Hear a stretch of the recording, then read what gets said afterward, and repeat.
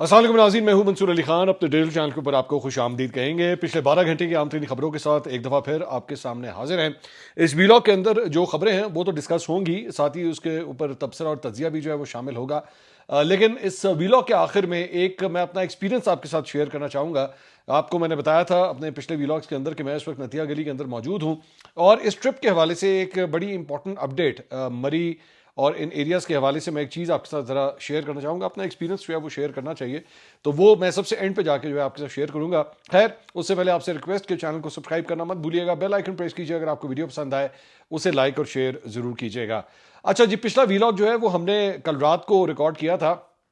तकरीबन उस वक्त कोई 1:30 बजे का अप्रॉक्सीमेटली टाइम था, और पाकिस्तान तहरीक इंसाफ की जानिब से, उनके कारकुनों की जानिब से और अलीमा खान साहब और दीगर बहनों की जानिब से उस वक्त अडियाला जेल के बाहर जो है वो धरना दिया गया था। तो मैंने उस वक्त बताया था कि जी ये धरना तो अभी भी जारी है, इंशाल्लाह अगले वीलॉग में जो है हम आपको अपडेट कर सकेंगे कि उस धरने का बना क्या। तो अपडेट्स उस सिलसिले में ये हैं कि वो धरना जब तक मैंने वीलॉग रिकॉर्ड किया और वो उसके ऊपर काम शुरू हुआ एडिटिंग वगैरह का, तो तब तक जो है वो धरना ख़त्म कर दिया गया।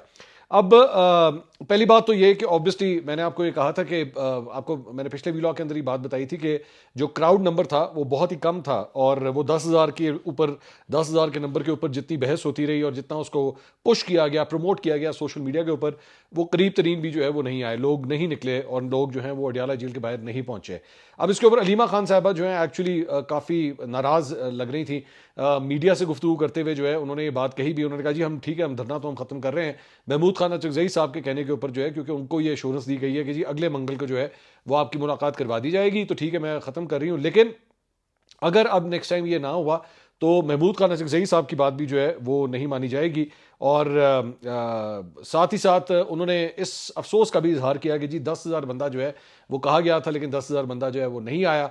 और कुछ नहीं तो पाकिस्तान तहरीक इंसाफ के कम से कम जो पार्लियामेंटेरियंस थे या टिकट होल्डर्स थे या जो रहनुमा है, कम से कम वही आ जाते, आए थे, लेकिन बहुत ही मतलब आप उंगलियों पे उनको गिन सकते थे जितनी तादाद जो है वहाँ पे आई हुई थी। तो शो जो है वो काफ़ी मतलब तादाद के हवाले से जो है वो काफ़ी ख़राब। मुझे फ्रैंकली स्पीकिंग मुझे अफसोस होता है इस बात का कि इमरान खान का नाम लेते लेते इन यूट्यूबरों ने, इन रहनुमाओं ने वोट भी लिए, पता नहीं क्या क्या कुछ जो है वो मतलब फेम भी हासिल किया। यूट्यूबरों ने तो जो है वो डॉलर्स भी बनाए, सब कुछ किया, लेकिन जब यहाँ पे उनकी बहनों को सपोर्ट की ज़रूरत है तो या तो जो पाकिस्तान वाले हैं वो वैसे ही गायब हैं, और जो बाहर बैठे हैं वो तो खैर पाकिस्तान आने का जो है वो कभी सोचेंगे भी नहीं कि हम पाकिस्तान में आके जो है इस धरने के अंदर शिरकत करें। वो कहते हैं कि जनाब हम जहाँ पे मौजूद हैं वहीं पे ठीक है। खैर, देखते हैं अगली दफ़ा जो है वो दोबारा 10,000 बंदे की कॉल होती है या नहीं होती, लेकिन फिलहाल जो है वो ये सूरत है। और रात को उसके बाद जो है वो ये धरना ख़त्म कर दिया गया। इसके अलावा आज मुख्तलिफ चैनलों के ऊपर इकट्ठे ही एक जैसे टिकर जो है वो चले, और वो ये थे कि जनाब कल इमरान खान साहब की और बुशरा बीबी की जो है तकरीबन कोई 45 मिनट की मुलाकात जो है वो करवाई गई है, और इस दौरान जो है दोनों मियाँ बीवी ने एक दूसरे का हाल अहवाल पूछा। और गुज़िश्ता मंगल को भी जो है वो बताया जा रहा है कि दोनों मियाँ बीवी की आपस में मुलाकात करवाई गई थी, ताहम बैरून जेल से किसी अजीज़ रिश्तेदार या रहनुमा को इन दोनों से जो है वो मिलने नहीं दिया गया था। इसके अलावा इंसदाद दहशत गर्दी अदालत रावलपिंडी ने 26 नवंबर 2024 का जो एहतजाज हुआ था पिछले से पिछले साल, उसके ऊपर उस सिलसिले में जो एक दर्ज मुकदमा है उसमें अलीमा खान के वारंट गिरफ्तारी जो है वो जारी कर दिए गए हैं, और मुलजिमा की एक रोज़ा हाजिरी से सस्ता की दरख्वास्त को मुस्तरद, जबकि प्रोसिक्यूशन की इस्तदा पर अदालत ने मुकदमे की समात रोज़ाना की बुनियाद पर करने का जो है वो हुक्म दे दिया है। अलीमा खान के खिलाफ मुकदमे की समात जो है वो कल यानी कि जुमेरात तक जो है वो मुलतवी कर दी गई है, और मुकदमे की समात ATC के जज अमजद अली शाह ने की। मुलजमा की जानिब से उनके वकील फैसल मलिक, जबकि सरकार की जानिब से प्रोसिक्यूटर जहीर शाह अदालत पे पेश हुए। समात के दौरान 5 मुलजमान के वकला की जानिब से 10 गवाहों पर जिरा मुकम्मल कर ली गई, जबकि मुलजमान के वकला की जानिब से इन गवाहान पर आज जो है वो फिलहाल जिरा नहीं हो सकी है। मुकदमे के प्रोसिक्यूटर जहीर शाह की ने समात के मौके पर कहा कि इस मुकदमे की 28 समातें हो चुकी हैं। अलीमा खान के कंडक की वजह से यह मुकदमा मुसलसल ताखीर का शिकार है, लिहाजा मुकदमे की रोजाना की बुनियाद पर समात का जो है वो हुक्म दिया जाए। बाद में अलीमा खान साहबा चूंकि मौजूद नहीं थी, हाजिर से सस्ता की दरख्वास्त उनकी मुस्तरद कर दी गई और उनके वारंट गिरफ्तारी जो है वो जारी कर दिया, यानी उन्हें गिरफ्तार करने का जो है वो हुक्म जारी कर दिया गया। इसके अलावा डिस्ट्रिक्ट सेशन कोर्ट इस्लामाबाद ने साबिक वज़ीर आला अली अमीन गंडापुर के भी वारंट गिरफ्तारी जो है वो जारी कर दिए हैं। उन्हें इश्तिहारी करार देते हुए उनके वारंट जो है वो जारी किए गए। शराब और असलहा बरामदगी केस, बड़ा पुराना ये केस जो है ये चल रहा है, मेरे ख्याल में शायद 2017 का ये वाक़या है जब से ये केस जो है वो चल रहा है। तो उस सिलसिले में ये केस अभी तक पेंडिंग है और अली अमीन गंडापुर साहब चूंकि अदालत में पेश नहीं हुए तो उनके भी वारंट गिरफ्तारी जो है वो मुसलसल अदम पेशी के ऊपर जो है वो ये इश्तिहारी उन्हें करार दिया गया है और अली अमीन गंडापुर को इश्तिहारी करार देने का ज़बानी फैसला जो है वो सुनाया गया है। इसके अलावा पेशावर में मुनक़दा कॉन्वोकेशन में वज़ीर आला खैबर पख्तूनख्वा सुहेल आफरीदी ने जो है वो खिताब किया। उन्होंने कहा जी यहाँ नीयतों में फ़र्क है, सिर्फ बानी चेयरमैन पीटीआई इमरान खान को ख़त्म करने की बातें की जा रही हैं। मिलिट्री ऑपरेशन के मनाजिर देख चुके हैं, दोबारा मिलिट्री ऑपरेशन के मनाजिर देखना नहीं चाहते। और ये बात करते हुए वज़ीर आला जो सुहेल आफरीदी थे वो ऑपरेशन का जिक्र करते हुए आपदीदा हो गए। उन्होंने कहा मैं आफरीदी हूँ और आपको पूरे वसूख से कह रहा हूँ कि ऑपरेशन से पहले हमारे अफरीदी कबीले में भी मर्द या औरत भीख मांगने वाला कोई नहीं था, लेकिन बदकिस्मती से ऑपरेशन के दौरान घरों में जितने मर्द थे शहीद हो गए, सिर्फ औरतें रह गई। मैं जब उनको भीख मांगते देखता हूँ मुझे तकलीफ होती है। आगे जो उन्होंने बात की मुझे उसके ऊपर ज़रा थोड़े से रिजर्वेशंस हैं। उन्होंने कहा वीसी साहिबा ने इंग्लिश में तकरीर की, तमाम यूनिवर्सिटियों को हिदायत है कि हमारी कौमी ज़बान उर्दू है, तकारीर उर्दू में हो। मैंने पहले भी कहा था, अब आइंदा मुझे गुस्सा आएगा। सुहेल आफरीदी साहब को जो है वो इस बात के ऊपर एतराज़ था कि जनाब वीसी साहब ने जो है वो इंग्लिश में तकरीर क्यों की है। अब मुझे इसके ऊपर थोड़ा सा मैं सिर्फ ये बात करना चाहूँगा कि देखिए बेशक हमारी कौमी ज़बान जो है वो उर्दू है और उसमें कोई शक ही नहीं है कि उर्दू, मेरे ख्याल में मैं खुद एक उर्दू का न्यूज़ एंकर रह चुका हूँ, मैंने उर्दू में खबरें पढ़ी हुई हैं। लेकिन इसका मतलब ये नहीं है कि आप इस बुनियाद के ऊपर जो है वो एक महफिल के अंदर बैठ के एक वाइस चांसलर की इस तरह इंसल्ट कर दें कि जनाब आपने उर्दू में जो है वो आपने तकरीर क्यों की है। कायदे आज़म मोहम्मद अली जिन्ना भी जो है वो इंग्लिश में तकारीर किया करते थे, ऐसी बात नहीं है। मतलब चाहते तो वो भी तो उर्दू में कर सकते थे ना, लेकिन की उर्दू में भी करते थे लेकिन इंग्लिश में भी करते थे। और दूसरी बात ये, please get out of this mindset कि जनाब आपने इंग्लिश में क्यों कर दिया, आपने उर्दू में क्यों कर दी। हर तरीके से अपनी ऑडियंस को जो है वो एड्रेस किया जाना चाहिए, उसमें कोई गलत बात नहीं है। इमरान खान साहब जो है वो बहुत सी तकारीर इंग्लिश में कर चुके हैं और मतलब मैंने ख़ास तौर पे जब वो ज़मान पाक में होते थे और उस वक्त एड्रेस कर रहे होते थे तो इंटरनेशनल मीडिया भी जो है उनको कवर कर रहा होता था, तो वो उनके लिए इंग्लिश में भी बात करते थे, उसमें से कौन सी बात है। मुझे ज़रा सुहेल आफरीदी साहब की इस बात से इख्तिलाफ है कि उन्होंने इस तरह, पहली बात तो आपको मतलब एक फंक्शन के अंदर के वाइस चांसलर को इस तरह पिन पॉइंट करके ये बात नहीं करनी चाहिए थी। और दूसरी बात ये कि इन चीज़ों से प्लीज़ बाहर आ जाइए। हाँ, मैं ये ज़रूर कहता हूँ, बल्कि मैं अपने बच्चों के ऊपर भी मैं इसको लागू करता हूँ कि उनको उर्दू आनी चाहिए और ठीक उर्दू आनी चाहिए, तलफ़्फ़ुज़ दुरुस्त होना चाहिए, अदायगी दुरुस्त होनी चाहिए। उर्दू के जो मुख्तलिफ मुसन्निफ़ हैं, शायर हैं, उनके बारे में उनको जो है वो पूरी तरह पता होना चाहिए, उर्दू की हिस्ट्री के बारे में पता होना चाहिए। लेकिन इस बुनियाद के ऊपर जो है ना कि जी हम तो सिर्फ उर्दू में बात करेंगे, हम इंग्लिश में नहीं करेंगे, ये इससे हमें आगे आने की ज़रूरत है। और मतलब आप कल को इन्हीं स्टूडेंट्स ने, इन्हीं लोगों ने जो है वो इंटरनेशनल यूनिवर्सिटीज़ में भी जाके पढ़ना है, वहाँ पे भी जाके जॉब्स वगैरह भी करनी है, सब कुछ करना है। इन चीज़ों से प्लीज़ बाहर आइए। मेरे ख्याल में ये कुछ ज़्यादा ही तनकीद करने वाला जो है वो कोई पॉइंट नहीं था।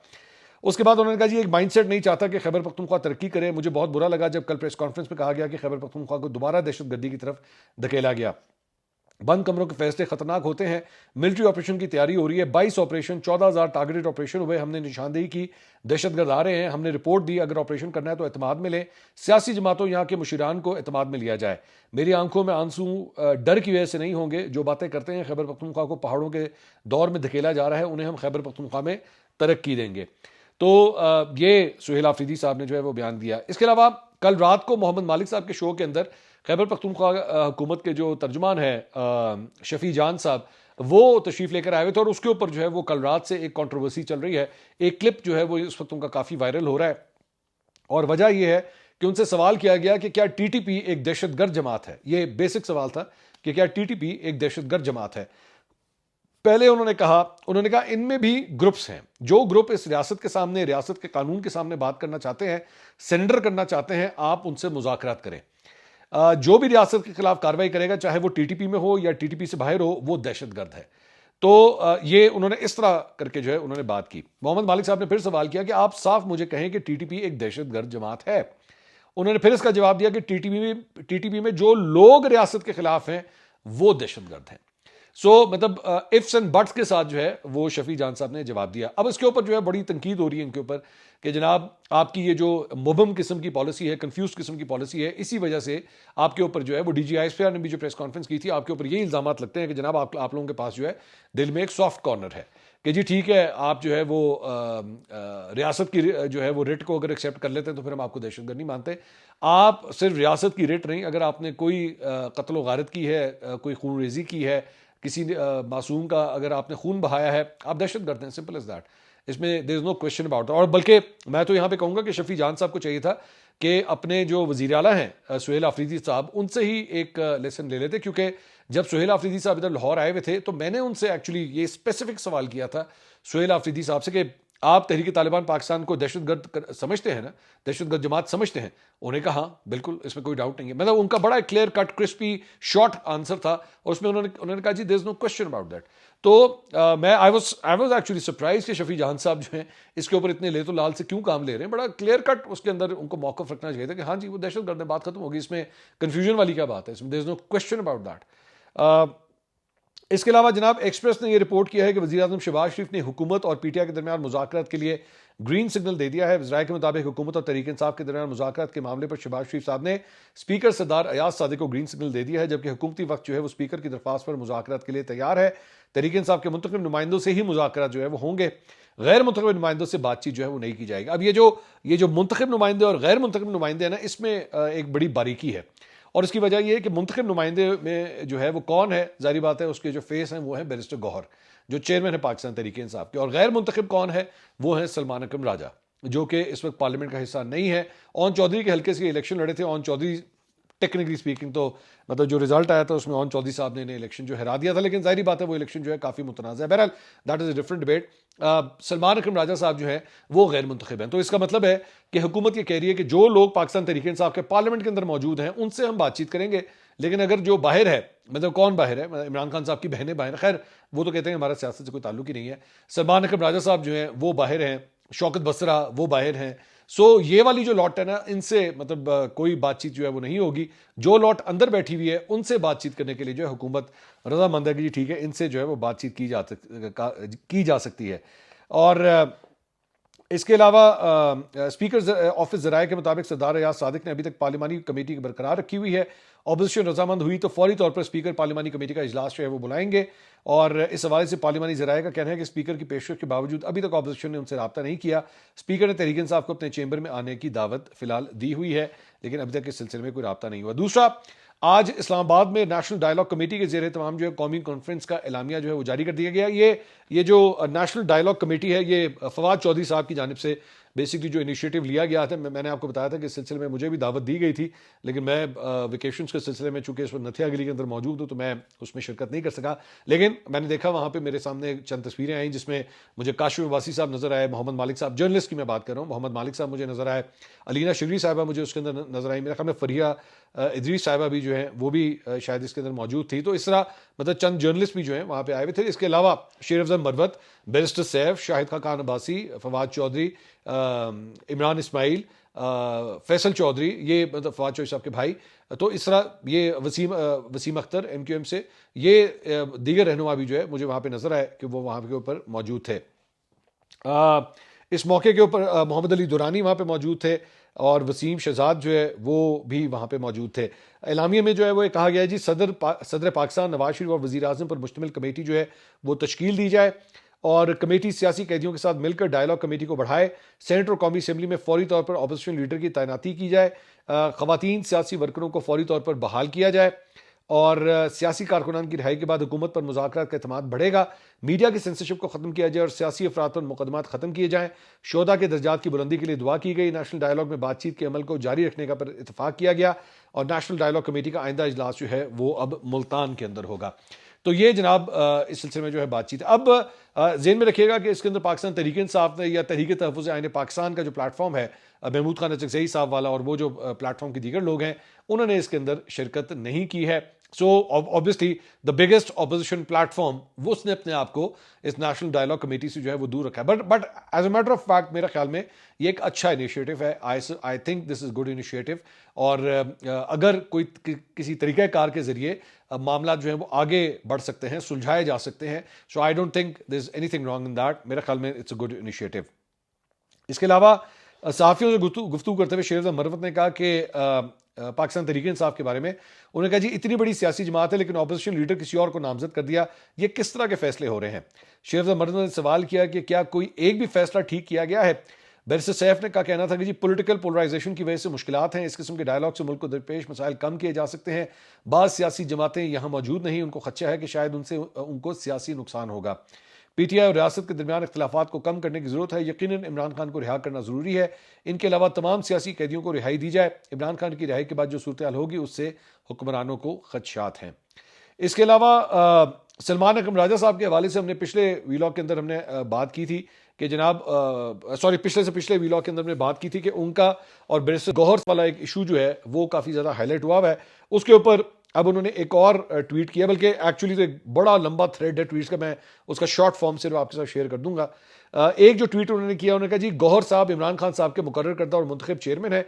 मुझसे गौहर साहब के कुछ बयानात के हवाले से पूछा गया कि चेयरमैन की राय को पार्टी पॉलिसी क्यों ना समझा जाए। इस तनाजुर में मैंने कहा कि पॉलिसी इमरान खान साहब देते हैं और वही हकीकी चेयरमैन है, शर के पुतले जो भी रंग दें। सो बेसिकली क्रिटिसिज्म चूंकि सलमान अकरम राजा साहब के ऊपर मेरे ख्याल में बहुत ज़्यादा हो रहा था, तो अब उन्होंने थोड़ा सा उसे जिसे कहते हैं ना थोड़ा सा डैमेज कंट्रोल करने की जो है कोशिश की है। इसके अलावा एक पूरा लंबा चौड़ा थ्रेड जो है उन्होंने थ्रेड जो है वो एक्स के ऊपर जो है वो जारी किया है और पार्टी के अंदर होने वाले इख्तिलाफात के हवाले से, जिसमें उन्होंने कहा कि जी जब से मैंने पार्टी का ओहदा संभाला है तब से ही जो है एक मखसूस ग्रुप जो है वो मेरे खिलाफ पार्टी के अंदर जो है वो काम कर रहा है। मेरे हर फैसले के ऊपर जो है नुक्ताचीनी की जाती है। लेकिन मुझे इमरान खान साहब ने उसी वक्त कह दिया था कि मैंने अगर तुम्हें ये ओहदा दिया है तो बहुत से ऐसे लोग जो माजी में बड़े सीनियर हैं, तुमसे पुराने हैं पार्टी के अंदर, उनको साइड पे करके मैंने तुम्हें ओहदा दिया। तो ये मत एक्सपेक्ट करना कि तुम्हारे लिए सब कुछ जो है वो आसान होगा, तुम्हारे लिए जो है ये काफ़ी मुश्किलात होंगी। लेकिन बस अपने असूलों के ऊपर जो है वो डटे रहना और इसी तरह जो है वो आगे चलते रहना। तो उन्होंने कहा कि मैं इसीलिए जो है वो हर फैसला जो है वो उसी तनाजुर से मैं करता हूँ। सियासी कमेटी उन्होंने कहा कि जी उसको जो शॉर्ट किया गया है उसकी भी बहुत सी वजूहत थी। उसके बाद पिछले दिनों इस पॉलिटिकल कमेटी के अंदर एक सेनेटर फौजिया अरशद साहिबा हैं, उनको भी जो है वो सियासी कमेटी में शामिल किया गया। तो उसके ऊपर भी सलमान अकरम राजा साहब के ऊपर बड़ी तनकीद हुई कि जी फौजिया अरशद साहिबा जो है इन्होंने तो 9 मई के बाद जो है एक मजम्मती वीडियो बयान जारी कर दिया था और उन्होंने मजम्मत की थी और पार्टी वार्टी जो है उन्होंने छोड़ दी थी, तो उनको आपने सियासी कमेटी में शामिल कर लिया। तो उसके ऊपर भी जो है उन्होंने अपनी राय दी है कि जी वो मैंने जब उनको नॉमिनेट किया तो उसके बाद मुझे बहुत से लोगों ने जो है वो पिन पॉइंट किया, लेकिन मुझे ये पता लगा कि जनाब उन्होंने भी बड़ी हालत मजबूरी के अंदर जो है वो ये सब कुछ किया था और उसकी वजह से उनको ये मार्जिन देना पड़ेगा कि चूंकि उस वक्त हालात इस किस्म के थे तो उन्होंने बड़ी मजबूरी में चूंकि वो वीडियो बयान जो है वो जारी किया था, तो इसलिए उसे दरगुजर कर देना चाहिए और इसलिए मैंने उनको सियासी कमेटी में शामिल किया। लेकिन अगर इसी तावील को अगर उठा लिया जाए, जो ये बात ये फरमा रहे हैं सलमान अकरम राजा साहब, ये फौजिया अरशद साहिबा को पार्लिमानी पार्टी में शामिल करने सियासी पॉलिटिकल कमेटी में शामिल करने के हवाले से, तो फिर इस तरह तो फवाद चौधरी साहब भी हैं, इस तरह तो इमरान इस्माइल साहब भी हैं और भी बहुत से लोग हैं जिन्होंने एक्चुअली सब कुछ किया। तो उनके लिए कोई लेवरेज नहीं है उनके लिए, लेकिन इनके लिए जो है वो लेवरेज निकाली जा सकती है। खैर, तो इस सिलसिले में एक बड़ा लंबा चौड़ा थ्रेड जो है उन्होंने जारी किया। इसके अलावा एक और रिपोर्ट यह है कि लाहौर का हल्का पीपी 167 उसमें ज़िमनी इंतखाबात जो होने जा रहे हैं उसके बाइकआउट को जो पाकिस्तान तहरीक इंसाफ ने ऐलान किया है उसके ऊपर भी जो है एक कंट्रोवर्सी शुरू हो गई है। और कंट्रोवर्सी ये है कि पार्टी के अंदर कई सीनियर रहनुमा जो हैं वो ये समझते हैं कि जो बाइकआउट का फैसला पहले किया गया था, जो इमरान खान साहब की जानिब से हिदायत आई थी, वो बाइकआउट जो है वो उन हलकों का बेसिकली किया गया था जहां पे 9 मई के केसेस के फैसले के चक्कर में जो है वो अरकान पार्लियामेंट डी सीट हुए थे, उनका बाइकआउट करने का जो है वो फैसला किया गया था। लेकिन ये जो पीपी 167 है इसका केस टोटली डिफरेंट है, इसका बाइकआउट नहीं किया जाना चाहिए था। लेकिन पाकिस्तान तहरीक इंसाफ ने लेटेस्ट जो इसके ऊपर डिसीजन लिया हुआ है वो ये है कि जी हम इसका बाइकआउट करेंगे। तो इसके ऊपर एतराज़ किया जा रहा है कि ये आप बिला वजह जो है मैदान खाली कर रहे हैं और हमें ये नहीं करना चाहिए था, हमें ये सीटें जो है खाली नहीं छोड़नी चाहिए, हमें उन सीटों को ग्रैब करना चाहिए। तो ये भी एक इख्तलाफ है जो पार्टी के अंदर फिलहाल जो है वो जारी है। इसके अलावा एक और खबर जो है वो आई है एक्ट्रेस सबा कमर साहिबा के हवाले से। उनके हवाले से बेसिकली एक सहाफ़ी हैं नईम हनीफ साहब, ये पहले समा में काम करते थे, उन्होंने बेसिकली एक व्लॉग के अंदर या पॉडकास्ट के अंदर जो है सबा कमर साहिबा के ऊपर मुख्तलिफ किस्म के इल्जाम लगाए थे, जिसके बाद सबा कमर साहिबा की जानिब से जो है वो इनके अगेंस्ट कानूनी चाराजोई का कह दिया गया था और उन्होंने इनको शायद डेफेमेशन का कोई नोटिस भी शायद भेजा था 10 करोड़ रुपए का। अब उस सिलसिले में नईम हनीफ साहब ने जो है वो अवामी तौर पर सबा कमर साहिबा से माजरत कर ली है और उन्होंने ये कहा है कि जी मैं हमारे पास जो है वो इस किस्म के कोई सबूत नहीं है जो सबा कमर साहिबा के हवाले से गुफ्तगू की गई थी। मैं उन डिटेल्स में नहीं जाना चाहता जिस किस्म के इल्जाम लगाए गए थे, but he has apologise for whatever he has said. तो कमर साहिबा ने जो है उसका एक्चुअली स्क्रीनशॉट जो है वो शेयर किया और उसके ऊपर उन्होंने लिखा जी speechless. So there is a good thing and there is a flip side of this whole thing. पहली बात तो ये कि मैं बड़ा इस मामले में हसास हूं कि किसी भी खातून के हवाले से उसके बारे में कोई डिस्कशन करने से पहले 100 दफ़ा सोचना चाहिए कि आप अगर कोई बात करें, पहली बात तो ये कि अवॉइड ही करें इस किस्म के जी वो ऐसी है, वो उसके कैरेक्टर के ऊपर जो है ज़रा मैं अवॉइड करता हूं कि मैं इस किस्म की बातें जो है वो ना ही करूं। और अगर तो आपने किया है, अगर if you want to go into that area, तो फिर आपके पास सबूत जो है वो पूरे होने चाहिए, वरना ज़ाहिर बात है फिर उस शख्स का राइट है कि वो आपके खिलाफ जो है कोई भी कानूनी चारा जो है वो कर सकता है। तो एक बात, और दूसरी बात यह कि नईम हनीफ साहब ने अगर उनको ये गलती का एहसास हुआ और उसके बाद उन्होंने इसके ऊपर माजरत कर ली है, तो ये भी मेरे ख्याल में एक प्रोफेशनल ड्यूटी थी जो आपको अदा करनी चाहिए। अगर आपको लगे कि आपसे गलती हुई है और अगर आपके पास उसके सबूत नहीं थे, तो I think he has fulfilled that professional duty and he has apologised. So I think now the issue needs to rest और आई होप के आइंदा सबा कमर साहिबा के हवाले से जो है वो ये गुफ्तगू नहीं होगी। इसके अलावा खबरें काफ़ी ज़्यादा है, मेरे ख्याल में व्लॉग जो है वो लंबा हो जाएगा, हम कुछ खबरें जो अगले व्लॉग में भी शामिल करेंगे। लेकिन एक चीज़ जो मैंने शुरू में आपसे कही थी, मैं आपके साथ एक्सपीरियंस एक शेयर करना चाहता हूँ। मैं इस वक्त नथिया गली के अंदर मौजूद हूँ और आज मेरा जो है वो नथिया गली से टूवर्ड्स पटियाटा वाया मरी पटियाटा मेरा जाना हुआ। अब पता नहीं बहुत से लोग शायद ना जानते हो, लेकिन वैसे मैं बात शेयर कर दूं कि नथिया गली is actually in Khyber Pakhtunkhwa and मरी इज़ इन पंजाब। मरी एंड पटियाटा इज़ इन पंजाब। तो आपको बड़ा एक अच्छा ये जो ट्रिप होता है ना, ये ट्रिप जो मैंने आज लगाया है, इसके अंदर एक बड़ा अच्छा मुवाजना मिलता है कि खैबर पख्तूनख्वा के अंदर और पंजाब के अंदर जो है दोनों ये जो हिल स्टेशंस हैं, इनकी मैनेजमेंट, इनकी सफाई सुथराई जो है उसके हवाले से क्या कुछ किया जा रहा है। आई विल नॉट से कि नथिया गली जो है कोई बहुत बुरी हालत में है, नहीं, it's good, no question about that. लेकिन as soon as you cross the Punjab Khyber Pakhtunkhwa border, तो आपको एक्चुअली एक वाज़े डिफरेंस फील होना शुरू हो जाता है कि डेवलपमेंट्स के लिहाज से, सफाई सुथराई के लिहाज से और किस तरह उसको अपग्रेड कर दिया गया है। I went all the way to Patriata chairlift, वहाँ पे अपनी फैमिली को मैं लेकर गया। वहाँ पे भी मैंने देखा कि वहाँ पे सफाई सुथराई वगैरह का बड़ा ज़बरदस्त जो है वो एहतमाम किया गया है। और इस मरतबा मैं एक्चुअली एक्सपेक्ट कर रहा था कि विंटर्स के अंदर आम तौर पे कंपैरेटिवली फुट ट्रैफिक जो है वो कम हो जाती है, लेकिन इस मरतबा भी मतलब मुझे वहाँ पे काफ़ी रश जो है वो देखने में मिला पटियाटा चेयरलिफ्ट के ऊपर।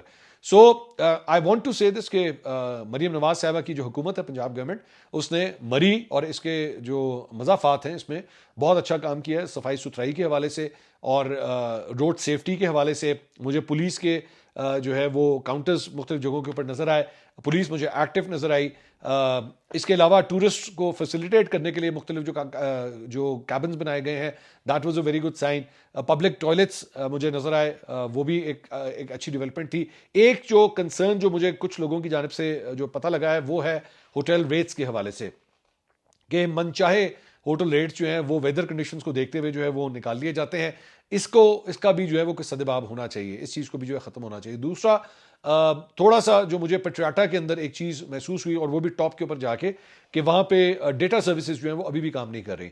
एज के ऊपर जो है वो काम चल रहा है, लेकिन इंटरनेट जो है वहाँ पे अवेलेबल नहीं था। कम से कम जो मेरे पास 2 कनेक्शन है, मेरे पास एक जैज़ का और जोंग का है, उनका इंटरनेट जो है वहाँ पे काम नहीं कर रहा था। सो इसके लिए भी आपको मतलब जो है वो बहुत ज़रूरी है कि उसकी होनी चाहिए। एक चीज़ मैं ख़ास तौर पर टूरिस्ट के हवाले से जो है मैं यहाँ पे ये ज़रूर कहना चाहूँगा, और वो मेरे ख्याल में इसमें गवर्नमेंट जो है वो बेसिकली कुछ नहीं कर सकती। आपका जो टूरिस्ट बेसिकली वहाँ पे जाता है उसको ये काउंसलिंग करने की जो है उसकी ज़रूरत है कि जब आप इन जगहों के ऊपर जाते हैं, गवर्नमेंट आपके लिए चाहे कुछ भी कर ले, आपके लिए सफाई सुथराई के हवाले से कुछ भी कर ले, लेकिन आपकी अपनी भी एक जिम्मेदारी है कि आप खुद भी जो है अपनी गंदगी का ख्याल रखें। गंदगी से मुराद ट्रैश वगैरह फेंकना। अब मिसाल के तौर पर मैं वहाँ पे वो एक जो केबल कार थी, मैं उसके अंदर जब गया तो वहाँ पे मुझे नहीं पता कौन जो पहले भी उसमें से होके गया था, कोई मतलब कोई शख्स या फैमिली जो भी थी, उन्होंने चिप्स के रैपर्स वहाँ पे फेंके हुए थे केबल कार के अंदर। So what sort of mindset is this? मतलब आप 2 मिनट के लिए इसको पकड़ नहीं सकते अपने पास, या हाथ में नहीं होल्ड कर सकते, आपको कोई डस्टबिन मिले आप उसके अंदर फेंक दें। ये मुझे नहीं पता ये माइंडसेट कब चेंज होगा। मैं मेरे ख्याल में 12, 13, 14 साल का था जब ये शायद मैं फर्स्ट टाइम जब कभी पटियाला चेयरलिफ्ट किया था, बिकॉज ये 1989 की बनी हुई है। सो तब से लेकर आज तक एक ही मुझे सबसे बड़ा जो गिला रहा है मरी और इसके एरियाज के हवाले से, वो यही है कि सफाई सुथराई जो है वो टूरिस्ट जो गंद फैलाते हैं आके, गवर्नमेंट कितना को आगे तक जाएगी। आपको खुद भी अपने आदतों के ऊपर जो है वो ध्यान देने की जरूरत है कि आप इस गंदगी को जो है वो खत्म करें। वाई आर यू, मतलब बल्कि मेरा ख्याल में तो मैं मरीम नवाज साहब की हुकूमत को कहूंगा कि इसके ऊपर हैवी जुर्माने रखें इस चीज के ऊपर, कि अगर आपको कोई गंद फैलाता हुआ नजर आए, कूड़ा करकट जो है वो सड़कों के ऊपर फेंकता। मैं गाड़ियों के अंदर से मैं देख रहा था, लोग मतलब गाड़ी के ऊपर सफर कर रहे हैं और यूं करके शीशा नीचे करेंगे, उठा के चीज बाहर फेंक देंगे, सड़क के ऊपर फेंक देंगे। मतलब ऐसे लोगों को तो सीरियसली इनकी गाड़ियां रोक के ना बाकी ट्रैश भी उठा के उनकी गाड़ियों के अंदर फेंक देना चाहिए कि अब ठीक है। मतलब आपको इतनी अकल नहीं है कि आपके गाड़ी के अंदर एक लिफाफा रख लें, छोटा इतना सा एक लिफाफा रख लें, उसके अंदर ट्रैश कैन के तौर पे आप सामान रख लें। जब आप अपनी मंजिल के ऊपर पहुंचे, अपने होटल में वापस पहुंचे, जाके उसको जो ट्रैश फेंकने की जगह है वहां पे फेंक दें। इतनी बेसिक कॉमन सेंस। और मुझे एतराज अक्सर स्कूलों से होता है कि स्कूलों के अंदर जो है बच्चों को ये चीज नहीं सिखाई जाती। बराए मेहरबानी मेरी एक रिक्वेस्ट है आपसे, अपनी फैमिलीज को लेके, मैं बड़ों से मुखातिब हूं, अपनी फैमिलीज को लेके जब भी किसी टूरिस्ट स्पॉट के ऊपर आते हैं ना पाकिस्तान के अंदर, जाने से पहले पहले थोड़ी देर के लिए ना 10 मिनट की डिस्कशन किया करें अपने बच्चों के साथ, अपनी फैमिली मेंबर्स के साथ, कि हमने वहां जाके बर्ताव कैसा रखना है। मतलब ऊंचा म्यूजिक लगा देना, शोधी हरकतें करना, ट्रैश फेंक देना। मैं वो केबल कार के अंदर में देख रहा, वो किसी ने ब्लेड से एक्चुअली उसके ऊपर जो है अपना फोन, पता नहीं अपना फोन नंबर या किसी का फोन नंबर जो है बैठ के खुरचा हुआ था उसके ऊपर। Why would you do that? मतलब ये एक पब्लिक की अम्यूजमेंट के लिए एक चीज बनी हुई है, उसको क्यों आपने बैठ के उसके ऊपर चीजें लिखनी है बैठ के? Why would you do that? So अगर आपको कोई चीज अगर प्रोवाइड भी की जाती है तो उसका ध्यान रखना भी आपका फर्ज है कि वो खराब ना हो, ताकि ये आगे भी चले, और लोग भी आए उसको बैठ के एंजॉय करें। अगर आप टॉयलेट यूज कर रहे हैं तो उसके कोई मैनर्स सीख लें कि टॉयलेट जो है वो एक्चुअली यूज किस तरह करना है, पब्लिक टॉयलेट को किस तरह इस्तेमाल करना है। बड़ी बेसिक सी बात है ये। सो ये बस एक छोटी सी बात थी। जो चीज अच्छी लगी वो भी आपको बता दी, जो चीज बुरी लगी वो भी आपके साथ शेयर कर दी। यही तो होता है हर दफा व्लॉग के अंदर। अगली वीडियो में आपसे दोबारा मुलाकात होगी। अल्लाह हाफिज।